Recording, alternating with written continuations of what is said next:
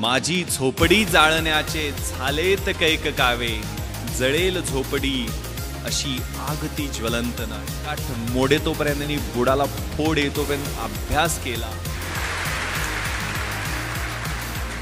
छाटले जरी पंख माझे, छाटले जरी पंख माझे, पुन्हा उडेन मी, अडवू शकेल मजला अजून अशी भिंत नाही. वादळे खेटेल तुफान तरी वाट चालतो मी, अडथळ्यांना भिवून अडखळणे पावलांना पसंत नाही. मनामध्ये ऊर्जा होती, ते स्वप्न होतं. मग त्यातनं एक जिद्द निर्माण झाली आणि 2 वर्ष 1995 आणि 96 2 वर्ष आणि परिस्थितीनं यू टर्न घेतला. परिस्थिती पालटली. IPS मध्ये निवड झाली. मुंबईत डेप्टी कमिशनर ऑफ पोलीस म्हणून नेमणूक झाली. ज्या ठिकाणी 10x10च्या सर्वंट क्वार्टरमध्ये झोपायला जागा शोधत होतो, त्याच ठिकाणी 2200 स्क्वेअर फीटचा आलिशान फ्लॅट मरीन ड्राईव्हवरती शासनानं राहायला दिला.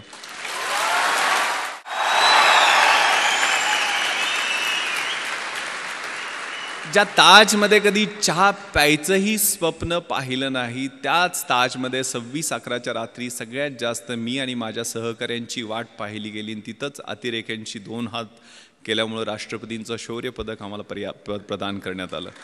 मी हे माझं कौतुक करण्यासाठी सांगत नाही आहे. एक फाटक्या चड्डीतनं सुरुवात शाळेत केलेली, ती कुठंपर्यंत कशा पद्धतीनं ते मला सैराटमध्ये असं लपून चालायला लागायचं लहानपणी, आठवतंय मला.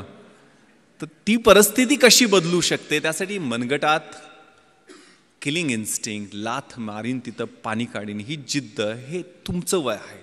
त्या वयामध्ये तुम्ही आहात, क्रुशियल वयामध्ये आहात. आणि ते मग साकार करण्यासाठी काय कर, मी एकटाच नव्हतो.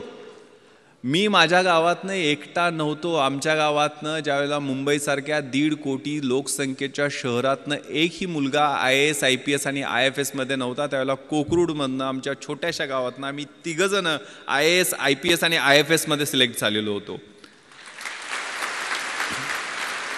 आनंद पाटील जो आता जॉईंट सेक्रेटरी आहे गव्हर्नमेंट ऑफ इंडियामध्ये, विलासराव देशमुख साहेबांकडे तो जवळजवळ 5 वर्ष PS म्हणून दिल्लीला त्यानं काम पाहिलेलं आहे. तामिळनाडू काडरमध्ये त्याची नेमणूक झाली. तो IAS मध्ये सिलेक्ट झाला.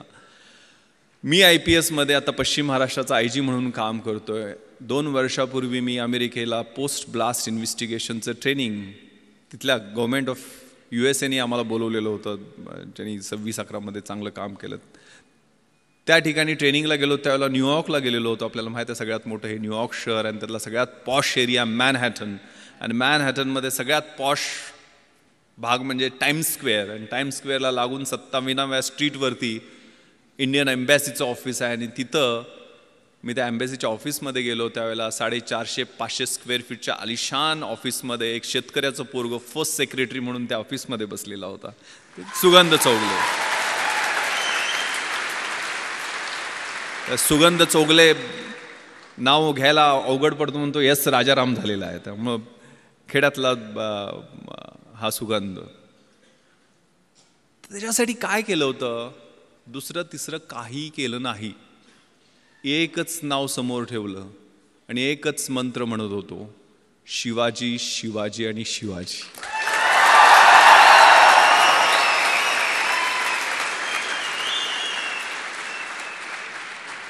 कुठेतरी व्हॉट्सअपवरती मला मेसेज आलेला होता की शिवाजी कुणाला म्हणायचं,